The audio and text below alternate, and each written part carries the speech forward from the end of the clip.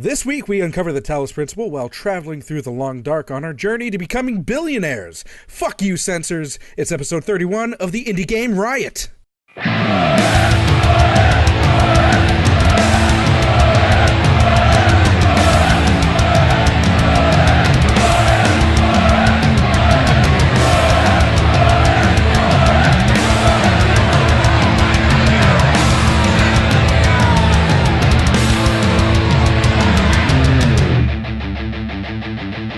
Indie Game Riot!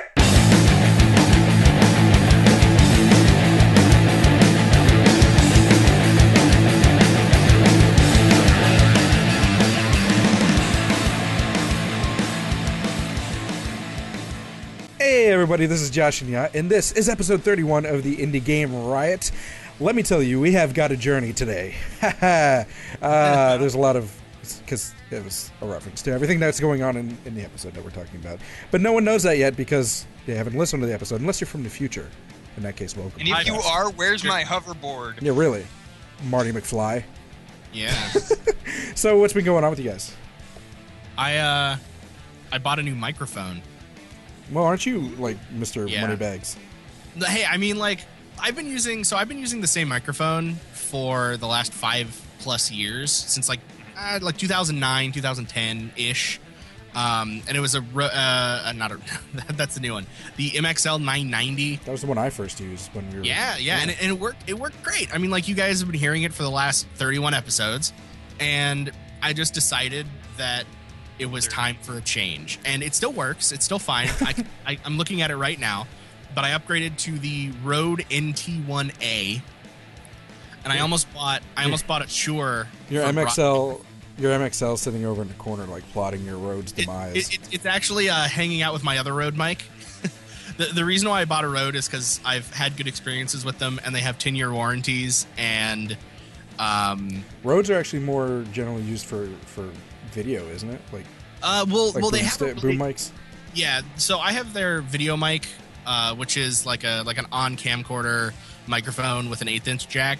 They also have the NTG and the NTG2 and the NTG3. The NTG3 is like $800. Everyone listening is like, "What the fuck are they talking about?" Yeah, but what the fuck are they talking about? It's all Australian made. They're one of the only mic company, and this isn't an ad. Like, I'm not being paid to do this. Like, they're the only company that actually makes one of the only companies that makes their mics in house.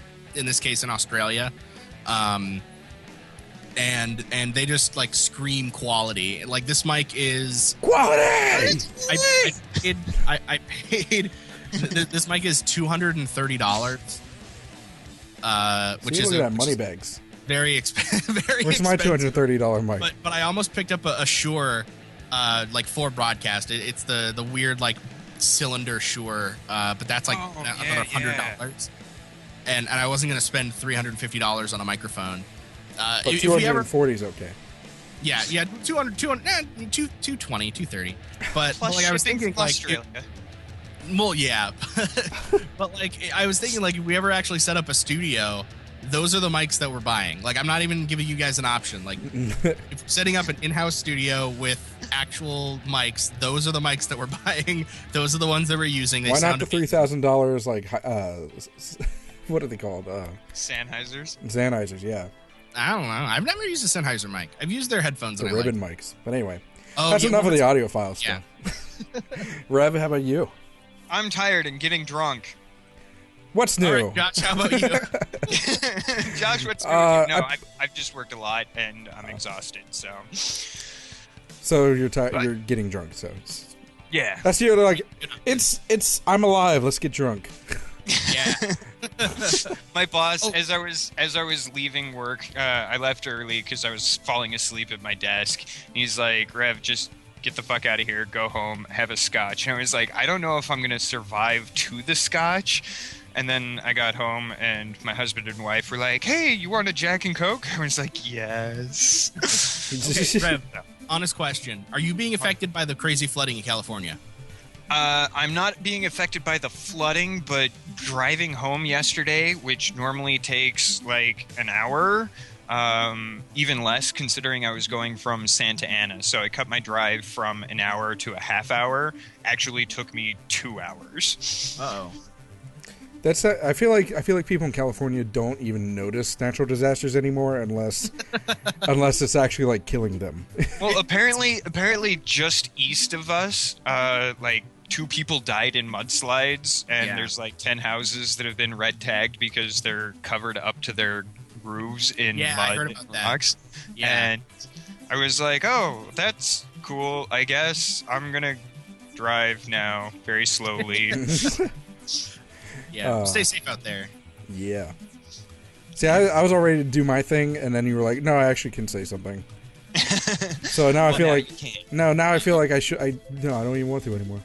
Okay, well, fine then. Moving along. I'm just kidding. I have a Christmas tree now. Awesome. And just working on the website. That's like my life is website, kids, job, day job, I should say. I felt really bad because I haven't been putting enough time, I think. But we're on page. We're on track, so. Yeah. I like how you feel bad, and I'm just sitting here going, yeah. Yeah, you should feel bad. Since the one that's done like one thing on the website. I wrote the Happy Thanksgiving article. That was my contribution. Yeah. One article per holiday. There you go. Yeah, there. Yeah. Hashtag indie drunk. Game indie drunk. Game indie drunk. That's what. We should just all act like we're drunk from now on. But instead, we'll act like we're hopped up on an indie news injection. Are you bored with the same old games? Yeah. Why, then give yourself an indie news injection. Thanks, Indie Games.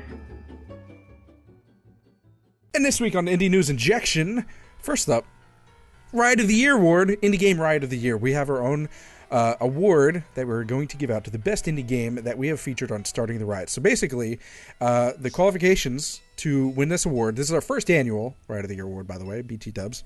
First of all, the voting, today's the 12th, the voting will end 11:59 p.m. Eastern Standard Time on December 29th. So if you want to get your vote in, do it now. You vote, and it won't let you vote again until 24 hours after your first vote, your initial vote. And you can vote every 24 hours after that. So if you really want a particular one of the indie games that are nominated this year to win, be sure to come back every day to indiegameriot.com and vote. And of course, the link will be in the description of this video. Also, fan votes are going to, the total fan votes will account for 55% of the voting, and then each of us are going, as you know, the host of Indie Game Riot, are going to get 15% of the votes as well. So that's a total of 45%. 103%? 45% for the total for all three of us of the votes.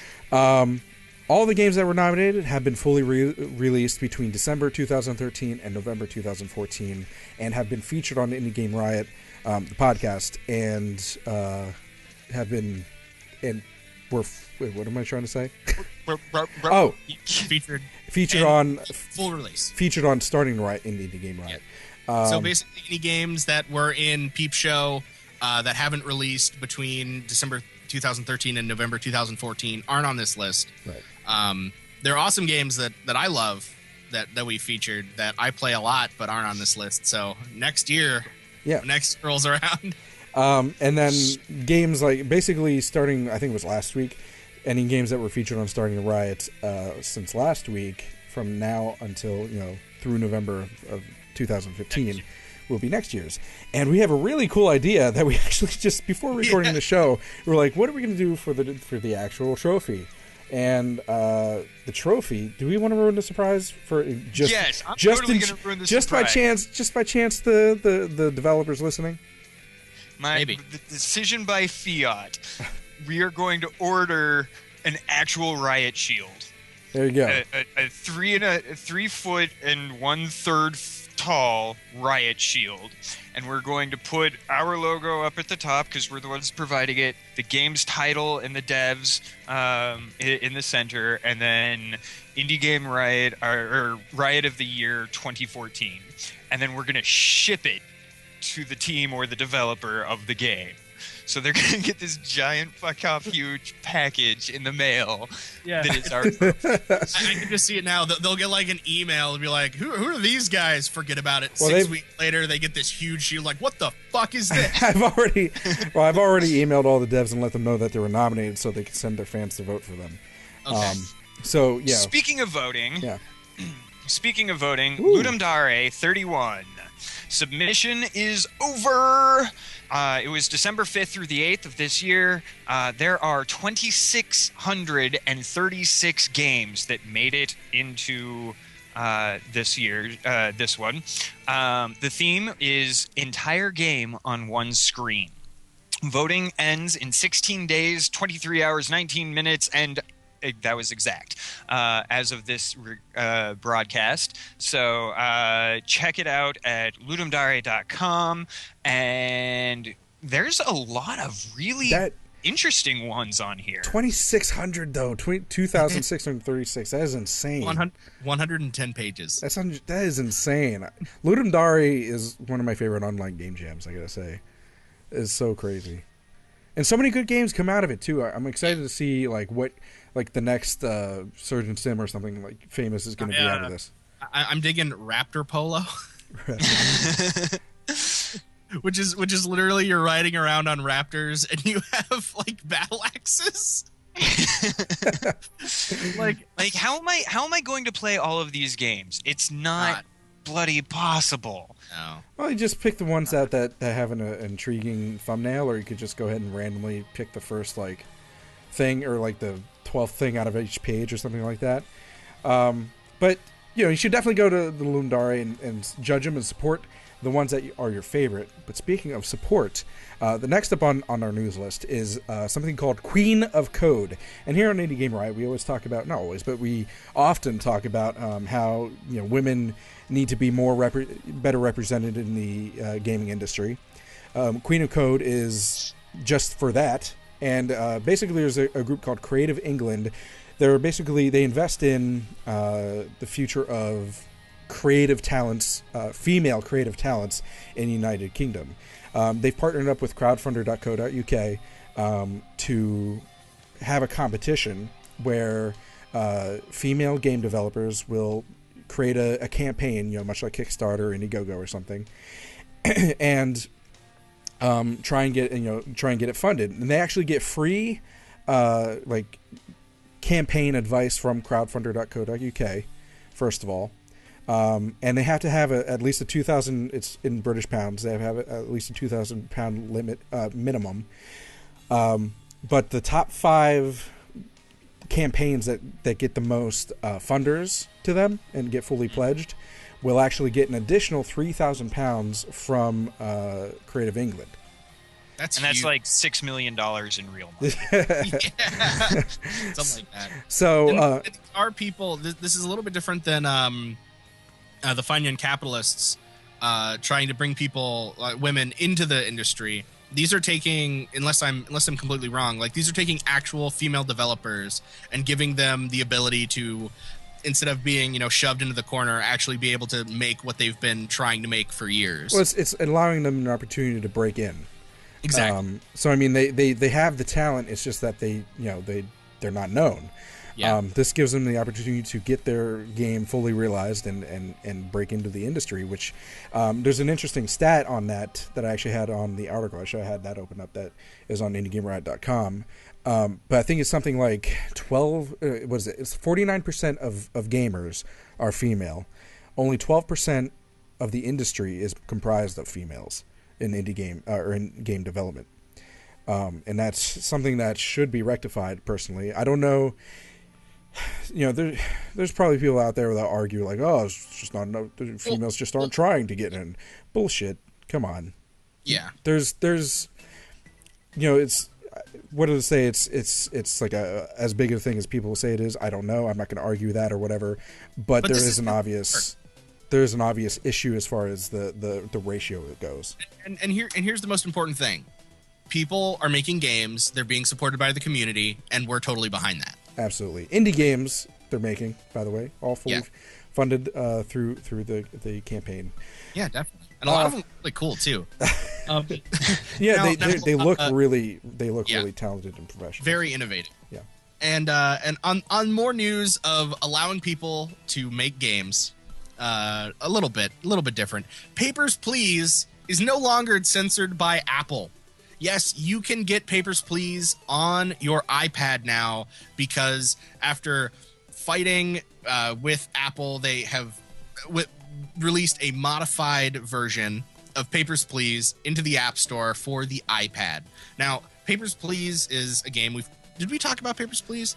We haven't like featured, but it's come up because he's coming out with that other game he's coming out with. Yeah, where you are a border guard in the made up country called Azdodka. It's supposed to be. It's a play on the Cold War, and they're supposed to be like Russians. And the part that was being censored by Apple that wouldn't let them upload to the App Store was you can body scan people, like, in the airport, to make sure that they are the gender that they claim to be. So you have male parts and female parts, and they're not in great detail, and they aren't really obvious in your face, and it's definitely not for any sexual purposes other than that person is lying about being a female, or this guy definitely is male, that's what it says on his passport.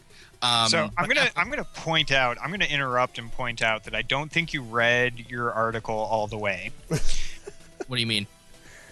It clearly states that Papers, Please had to be changed. Yeah, I said that.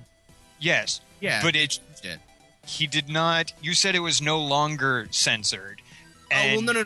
By censored, I mean it's being stopped, not available on Apple. Okay. Yeah, Apple changed their. It was a few years ago. They made it so that you couldn't have any adult themes in their app store. Yeah, that's what I was meaning by censored. Not the game was there, but they cut parts out. Like, this is an updated version. I don't think you're missing anything in this new version. And they are working. I think they are working on. No, they aren't. It's only for iPad. Yep. Well, because screen space. I mean, this leads into our discussion point of censorship in games. And for those of you who don't know, discussion points are kind of a new thing when we don't have interviews. We go quickly through the news, and instead of discussing each news piece individually, we pick one major point out of it and discuss it. Because this is still kind of a fairly new change that we've made. Right. But anyway, it leads into our discussion point of censorship in games. And so, I mean, they're no longer banned from the Apple Store, but they modify it is still censored because they had to modify it, which is bullshit. And we were talking about before the show, it's because, for those of you who don't know, it's because one of the game mechanics is you have to check if they're male or female, or sometimes if they have like weapons on them. And to do that, they have like this TSA scanner thing where you can see like their naked body through their clothes. But the game's art is very what kind of art would you say it is? It's like minimal, pixelated. Minimal, yeah, and non-erotic. You can. Well, some people might be into it. I don't know, like, oh, look at that one pixel nipple, but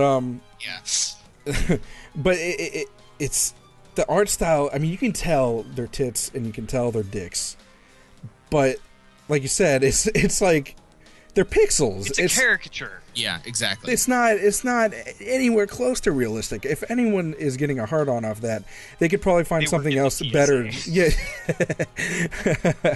but they could probably draw a picture and get a hard off of their own picture drawing. Like, it's not. Yeah, exactly. Come on, Apple. So here's the problem that the reason I chose this discussion point was specifically because indie games have this relatively unique ability to go under the radar and not really have to bother about censorship. And even, I'm a firm believer that games are art, and who am I to say that your, video game treatise on why the Nazis were correct is bad. Like, I'm never gonna, that's not where I'm gonna try and go with that. But video games, I think, present a way for us to, exchange ideas, and if we are forced to censor this, I mean, a perfect example, GTA 5 just got pulled from Australia game stores. Oh, that's another one. Oh my god. The game, taking a momentary break there. This is a huge game, and the government of an entire country said, no, you're not allowed to have this game here. Was it? I don't think it was the government. It was the CEO of Target and Kmart. But why don't they do it in America? And it was Walmart, not Kmart. But okay. Why don't they do it in America if it was the companies themselves? However, and speaking of the government, Australia does have a history of banning certain games. Right. Like people have to order them from Amazon and get them from overseas. They'll like release games that are censored or something like that. And I mean, with GTA 5, I know it's like going in AAA territory, but GTA 5 is a little bit more understandable just out of the fact that it's more. Here's I mean, just because it's not a freaking pixel that you're looking at. That's true. But it's still. But you know what I mean. The main reason cited for that is like, and because there was a petition that I think got like around 41,000 signatures that basically said it's like, look, GTA 5 is demonizing women, and you are encouraged to kill women and sexually harass them and assault them, and but you're not encouraged. Well, no, you're not encouraged, and see, that's the thing. Like, it's a lot of at least in GTA's perspective, and I know we're focusing on AAA a lot. I'm about to move it back.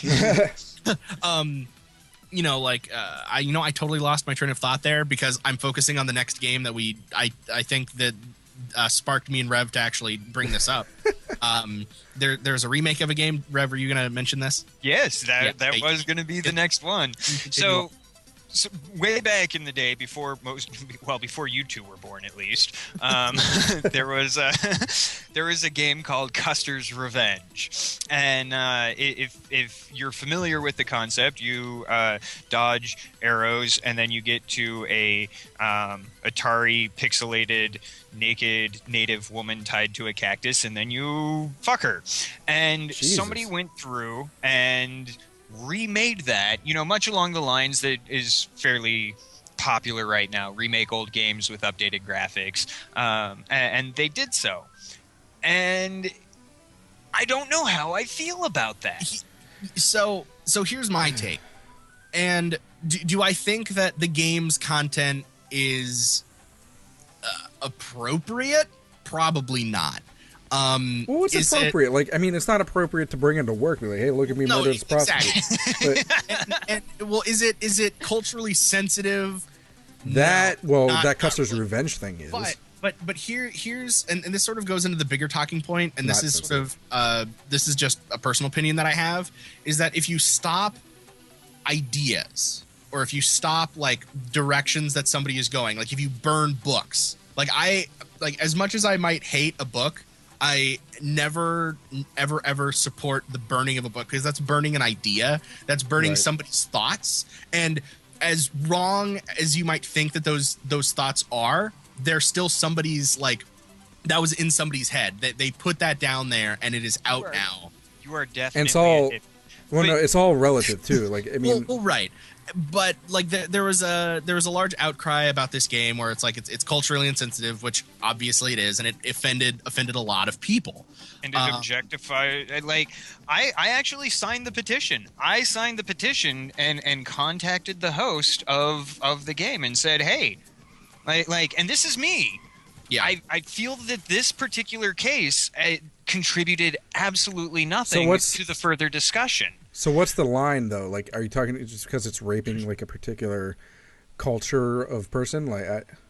It was a combination of that and the fact that the game already existed. Right. Okay. Yeah. So why did it need the updated graphics? It wasn't out of artistic context or whatever you want to excuse or whatever it is. It was out of just let's see it in better def. Exactly. And as much as I am opposed to censorship, and this is one of those times where an indie game and Papers, Please got caught, in that area, because most indie games don't. You can make an indie game, and I've played one where it is literally you are a white supremacist whose entire job in the game is to kill blacks and Mexicans. You know how we feature so much from Newgrounds? Newgrounds is notorious for that kind of stuff. They got into so much trouble, and they had so much hate mail, and they even had threats to them. If you don't know, there's a game that came out a long time ago. Actually, Tom Fault made. Oh, is that the murder simulator one? Pico School or something? Is that what it's called? Oh, yeah. But basically, it was a play on shooting up a school, and Pico School, and that got so much attention just out of everything, just because that was back when Columbine was still fairly fresh, and everything like that. So, but again, same time, freedom of speech, no censorship, and it was an original thought and idea, like Tech was saying. Yeah. But that there was another thing too you were mentioning, like in indie games, but games like, it's interesting because GTA 5 lets stuff like that, that's like, oh, AAA game of the year, freaking won, all that stuff, massive amounts of violence, drugs, all this quote unquote inappropriate stuff. But at the same time, AAA studios and publishers also censor things themselves, because games like Super Meat Boy would not exist if it wasn't for indie gaming, the whole indie game scene, because a AAA studio would be like, that shit's too weird. Sorry, you have a fetus giving the middle finger. They would censor that. They wouldn't be like, no, you can't do that because it's inappropriate. They're just like, no, people wouldn't like that. But still, that's a form of censorship. And I think that also comes to the bigger point about this, is that, like, when you talk about, like, going back to my book analogy, books in schools, generally speaking, if a book is already in a school, you shouldn't take it out unless it's, like, actually going to harm people. By falling on them off the bookshelf? No one's gonna. You could read. People read Mein Kampf and they're like, "Oh, now I hate Jews." Yeah, but that's not the book's fault. Exactly. Whereas, just like video games don't kill people. Well, right, exactly, and I can understand why a publisher or a platform wouldn't want to have something on their site.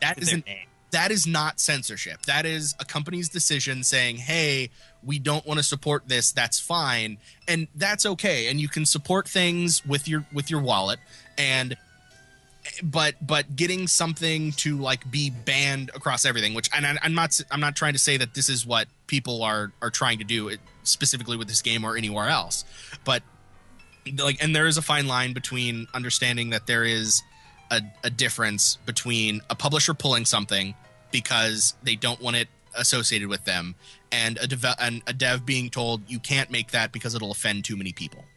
Right. Yeah.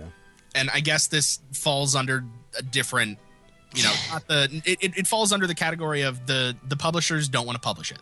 So I think we're all in a general agreement that censorship is bullshit. Unless, do what you want to do. Do what you want to do. Make it because it could be awesome. You never know. Just fuck what other people think. Unless it's just out of fucking evil, spite. You know what I mean? Like, just artistic. Do it. Yeah. Exactly. I would be okay with that being the end point. Censorship is evil, and censorship is bad. That's how Hitler censorship. And here's something also kind of funny. Here's something also kind of funny. And this also happened. This happens a lot. You'll have something that is, like, completely obscure. No one's ever heard of it. Someone hears about it, gets super offended by it, gets everybody on board, super popular, and it becomes super popular. Like if there wasn't a tweet that Rev retweeted, I wouldn't know anything about this game. It wouldn't even crossed my mind, and it would just, no one would have bought it. No one would have heard about it, and now it's right there. You can search it. You can find information on it, and millions of people know about it. Yeah. Versus, I think you make a good point, but at the same time, like, that, I think that delves into a different right. That's a different discussion. I think if there's more censorship that we have to worry about, then we should all start a riot.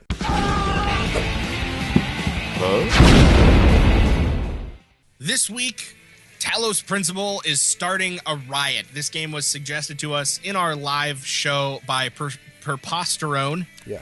And this is a 3D first-person puzzle game where you are sent into this world, and your duty, the task put in front of you, is to solve a puzzle by manipulating things that manipulate the world around you. So you start out, you are given paths, easy, medium, hard. Oh, I'm not really good at puzzle games. Let's go down the easy route. And it just puts stuff in front of you. And instead of giving you a little text thing like, ooh, this does that, or this does this, you have to sort of figure it out. Use your damn brain. Exactly, and things are put in front of you, and it's really simple at first. You're given this force field jammer, and you're like, oh, cool, it says jammer, and there's a force field I can't walk into.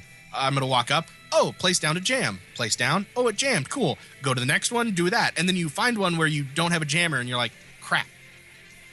And so you go back, you pick up the second jammer that you had, you put it in front of the first wall, you pull the first one out, you put it in front of the other one, and you basically leapfrog these jammers, and all of a sudden you're in the end. You're at the end. You pick up a piece, it goes into your inventory thing up top, and you're like, cool. And then you realize that I know exactly where you're talking about as you're describing that puzzle. Yeah, I played yeah, exactly. this game. I played this game at IndieCade. By the way, for those of you who are like, oh god, I really want to kind of figure out what you're talking about, but I don't want to spend. It costs $36 by $35.99. Yeah, and that's currently. It's actually normally $39.99. Yeah. So it is kind of expensive, but they do have a demo if you want to test it out and see if that's like worth your money. So go do that. And the other thing is that it doesn't pull its punches. It says easy, medium, hard, but that's a joke. You face the same puzzles. It's similar puzzles in a different scenario. You might have to do different steps in different orders, but you have to do all of them, no matter what. You have to find the pieces. You have to put the puzzle back together, and then it rewards you with this sort of overwhelming, like it's very religious. I would say, like, religious connotations.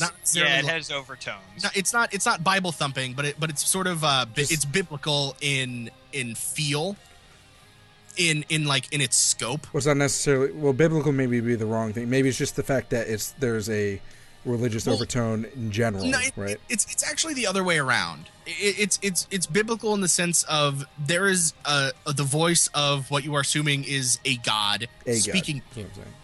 General. Yeah, exactly. Like, it's not necessarily like this is the Christian story. Like, but it's not Witch in the Wardrobe or whatever the hell. Philosophical is a good term. That's good. It's not Narnia. Yeah. No. So this was made by Devolver, or it was published by Devolver Digital. By the way, props to Devolver Digital. They have freaking eyes for games, man. Seriously. Jeez. It's by Core Team, who have done Crow Team. Crow Team. Dyslexia for the win. Serious Sam. I'm impressed the fact that I think Serious Sam is, and people were going to argue with me. I know some people anyway. I think Serious Sam is a retarded game. It's stupid. You take that back. See, I knew it. Look. Surprisingly enough, these games almost feel like they exist in the same universe, just in the way that you move around the world and you sort of interact with things. It is very Serious Sam feel.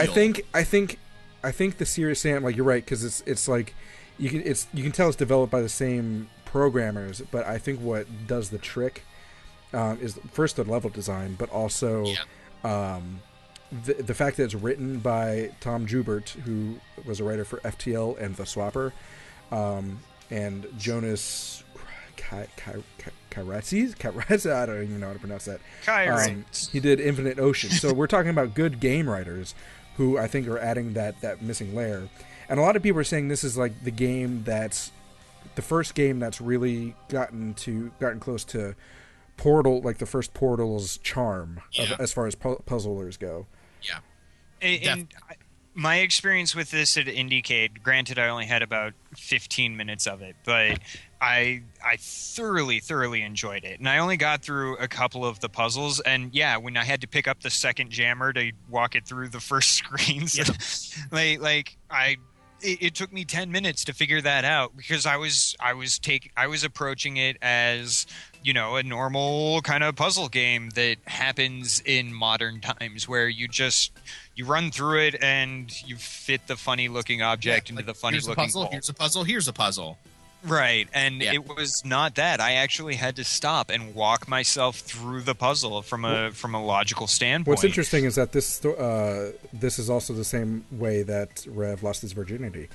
Fit the funny looking thing into the funny looking hole, and you had to walk through. Yeah, exactly. And this game, it looks beautiful.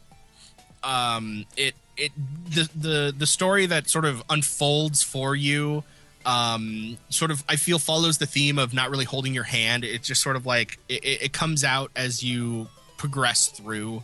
And it's really like, especially just in terms of storytelling, like this little puzzle game where you're moving stuff around and moving through force fields and finding your way to the end does a really good job of like keeping you interested in the world and the narrative that is unfolding, being told to you.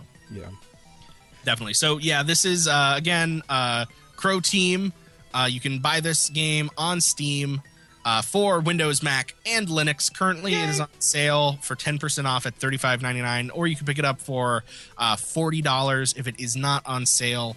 It's a little pricey. I think this is the most expensive game we've talked about on Starting the Riot. That is the most expensive game, because I think before that was $30. 120 puzzles. I think this game, talking about Riot of the Year, I think this game is a contender for next year's Riot of the Year award. Yeah, already.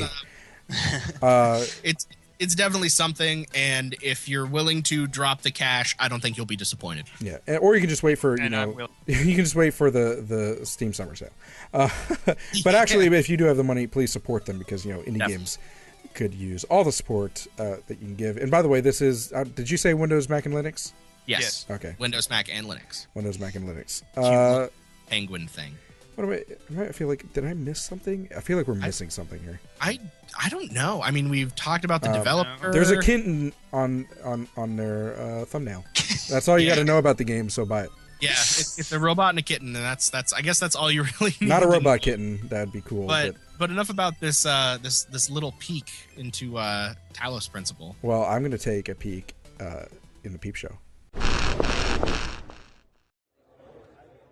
Please give all your attention to Early Access.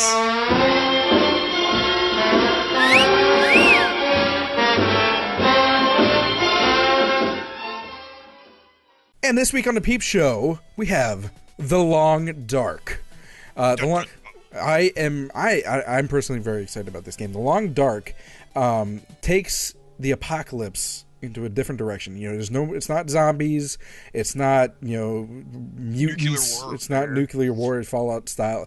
This is like have you ever seen the show Revolution, which is now canceled? Yes. No. Basically, the power goes out and people are like, shit, what do we do now? That sends civilization into the Dark Ages. That's essentially what happens. The power goes out, Mother Nature starts to take over, and your job is to survive at this point. You gotta watch out for wild animals. You have to watch out for exposure to weather.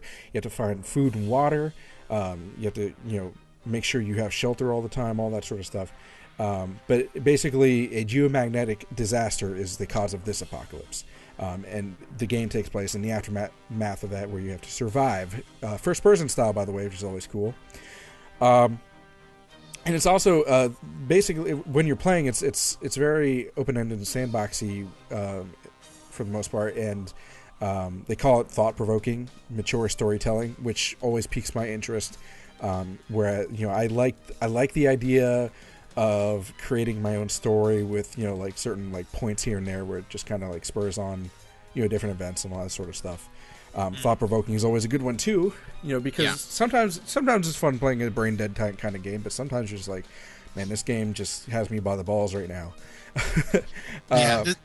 This also with you aren't alone in this game too, where you are basically you will find NPCs or other survivors, and they could be friend or they could be foe, and you have to determine that and decide whether you should kill them or possibly let them kill you.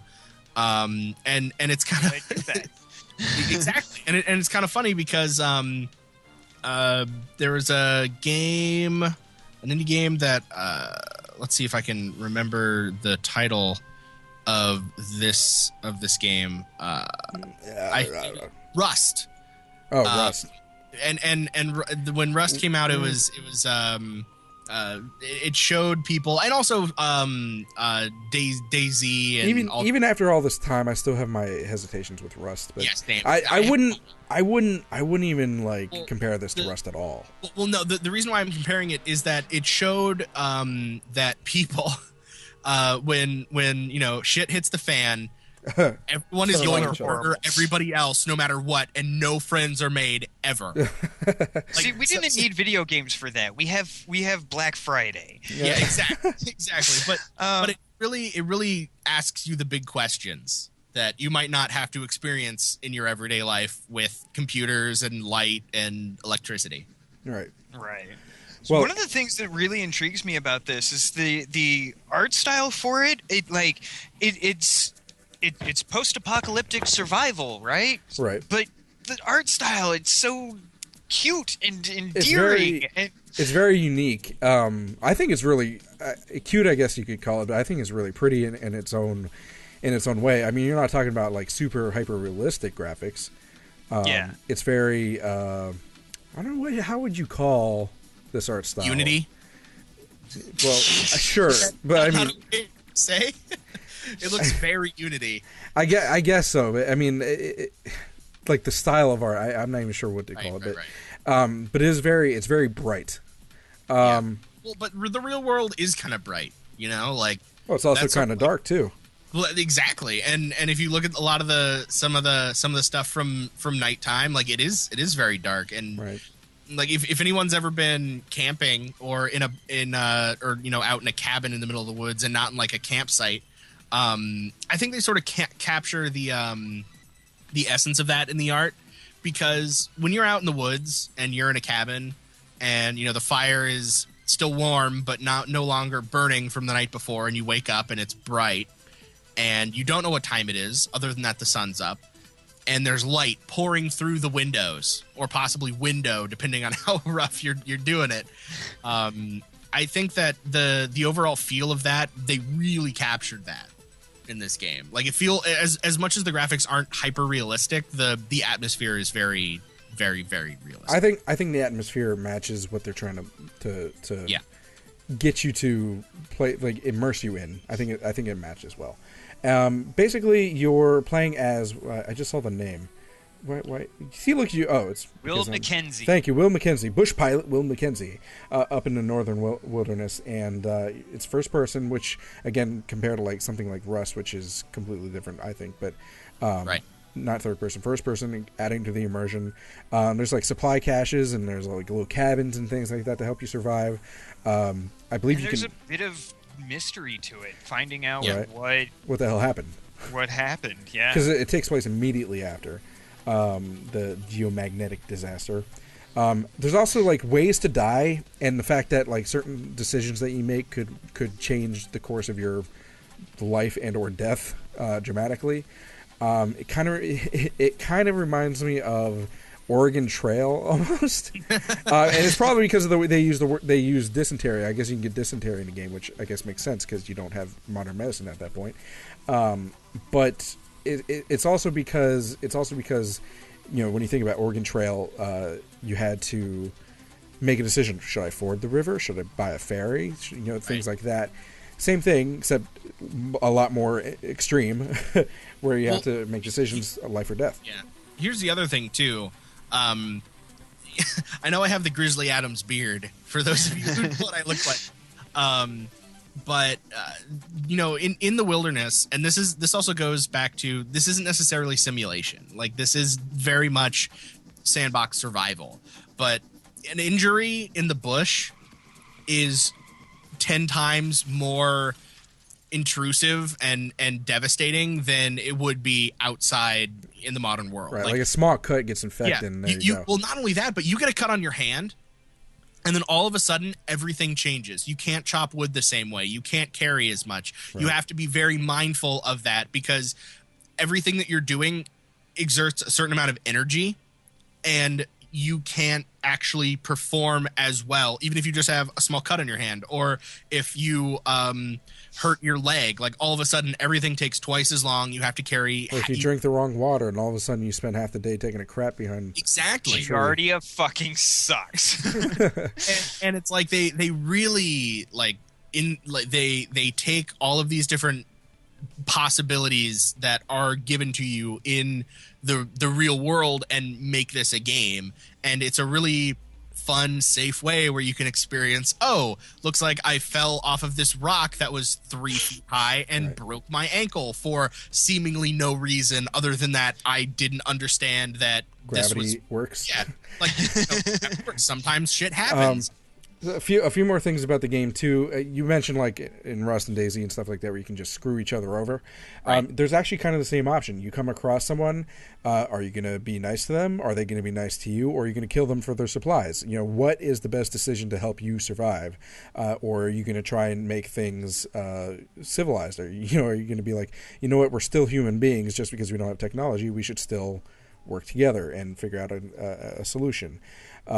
Like I said, there's also a sandbox mechanic to this, which is really cool in the fact that that's mixed with like an episodic storytelling in the game. Sandbox, and yet there's linear storytelling that you can also take part in. In part, they say it's like a living world, constantly changing around you, which I think is really freaking cool. And I think the episodic thing is pretty cool too in a game like this. Here's my biggest concern. That was actually the episodic aspect is the part that makes yeah. Are they going to DLC this shit or not? Well, even regardless of whether they DLC it or not, what I don't like, what I'm getting really tired of is people going, oh, it's an episodic game. Here's episode 1. And then we never see episode 2. Yeah. But I think I personally have a lot of faith that they're going to get into this just by the amount of work that's already put into it.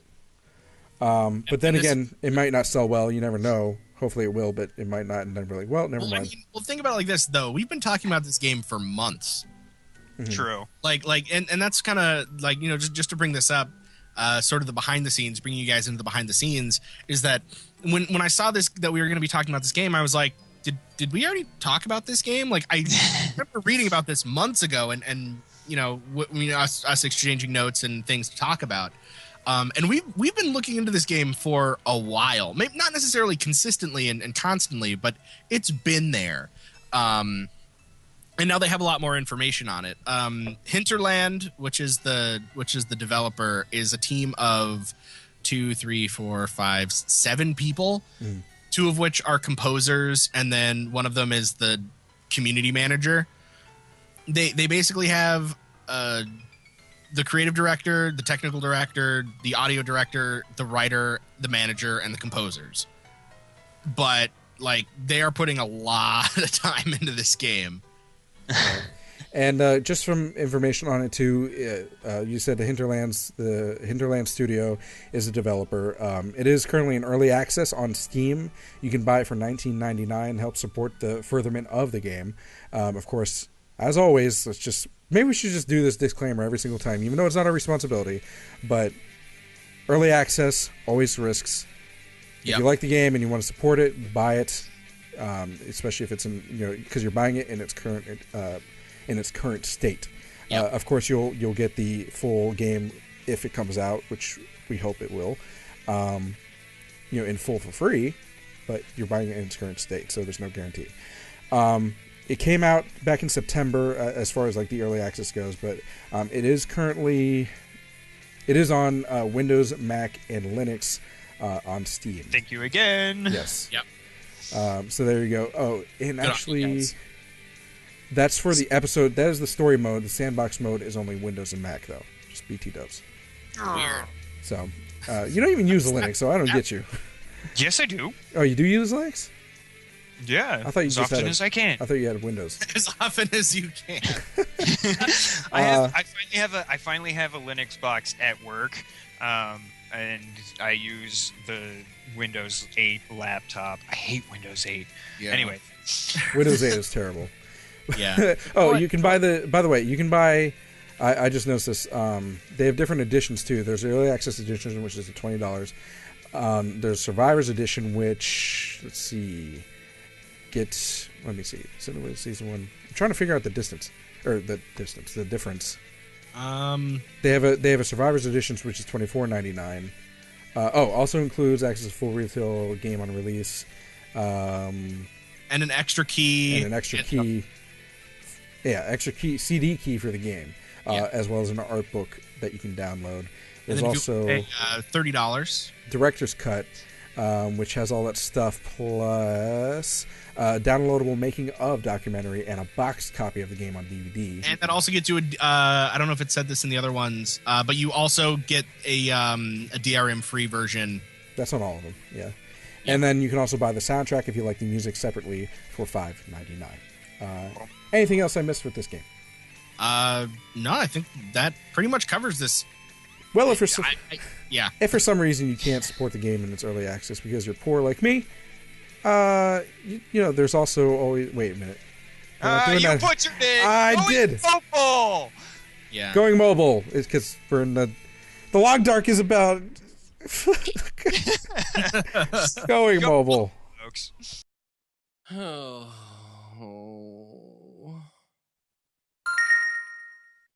Huh?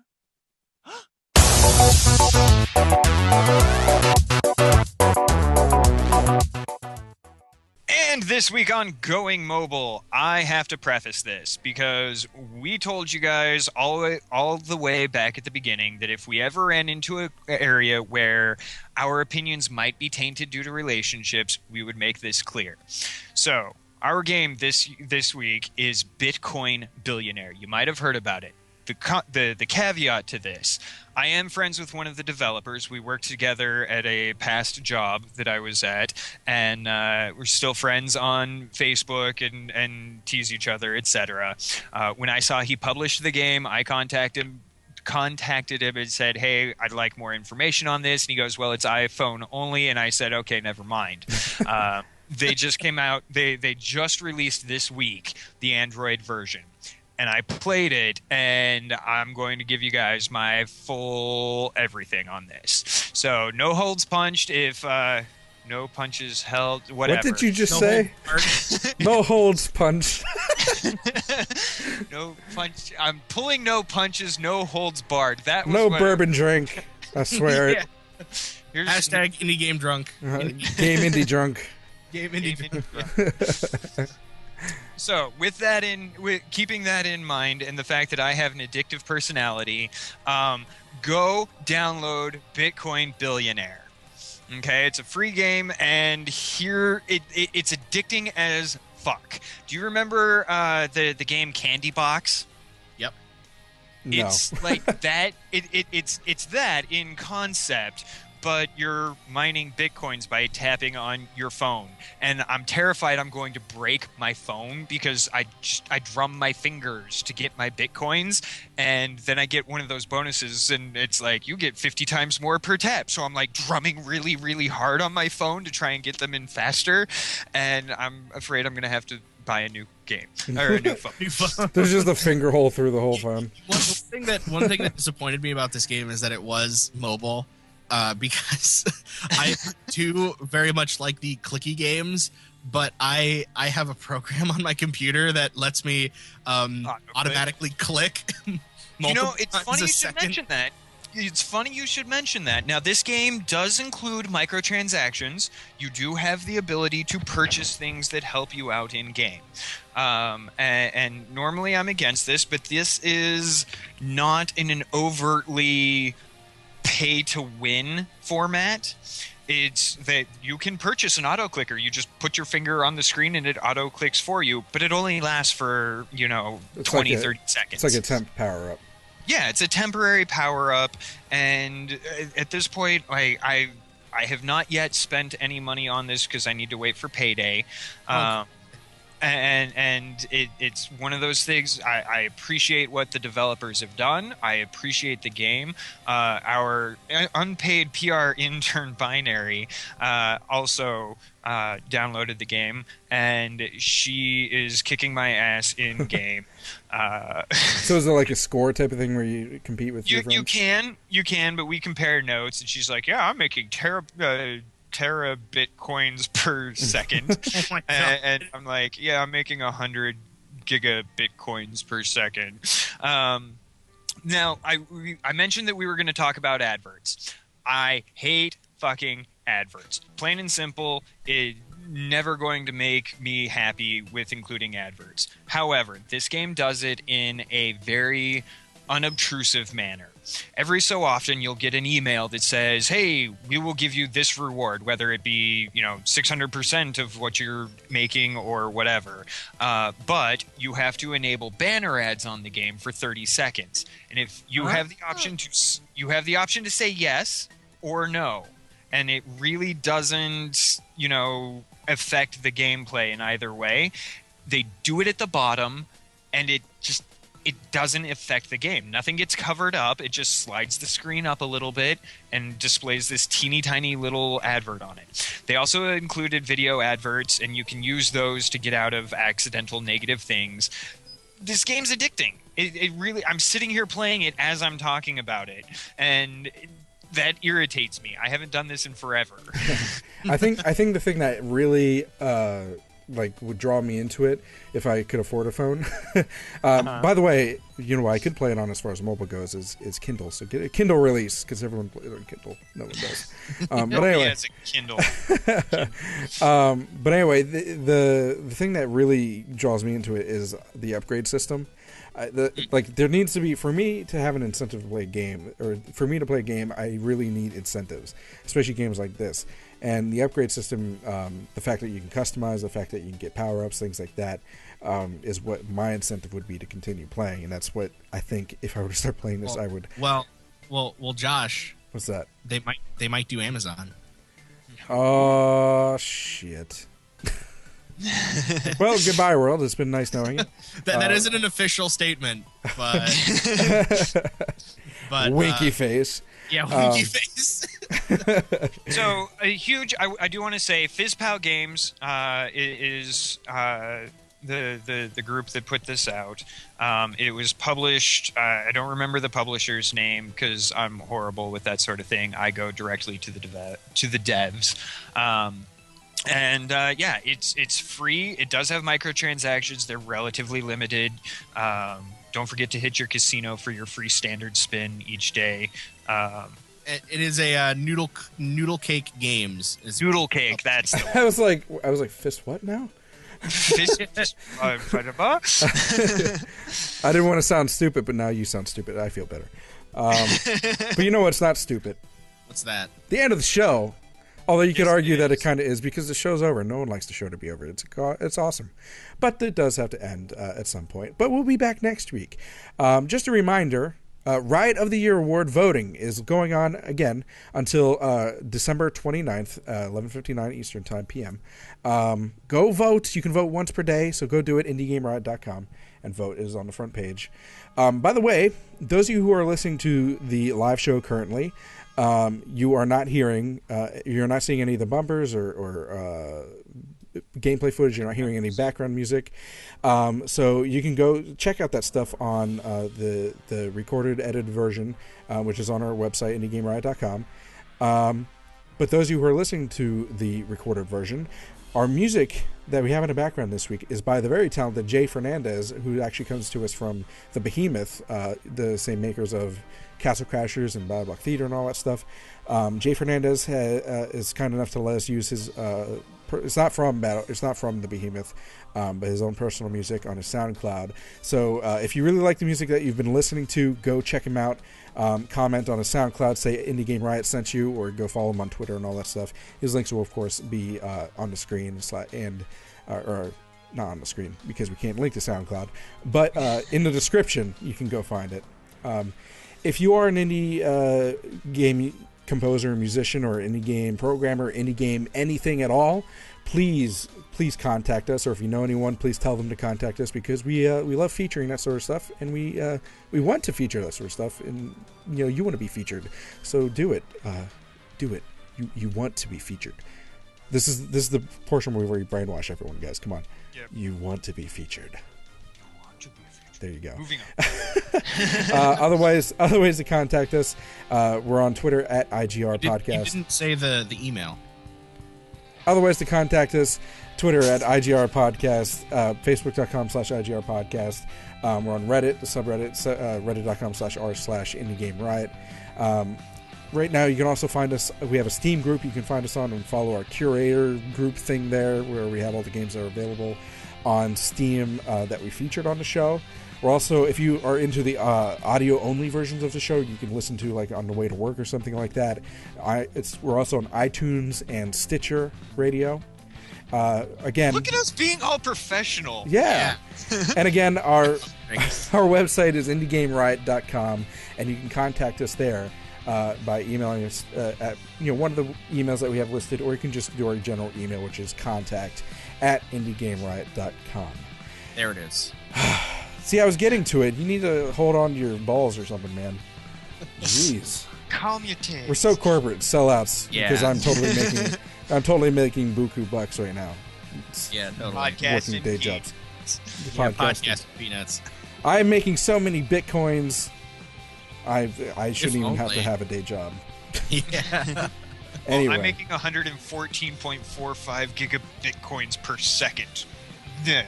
well, you can buy us all kinds of things now. So, but anyway, say goodbye, gentlemen. See you next time, guys. Have a good one, folks. Toodles.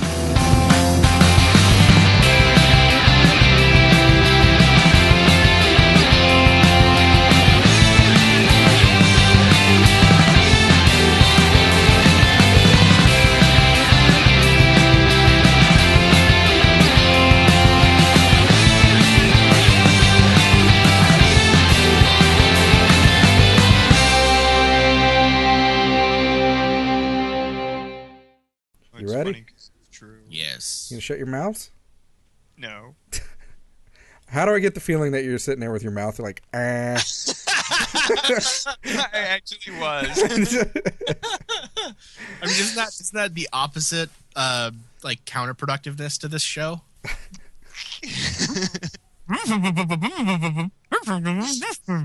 Yeah, you didn't understand a single word of that, did you? Unhinge your jaw. All right. That's a lot easier for me than you think. Brought to you by Domino's. Yeah.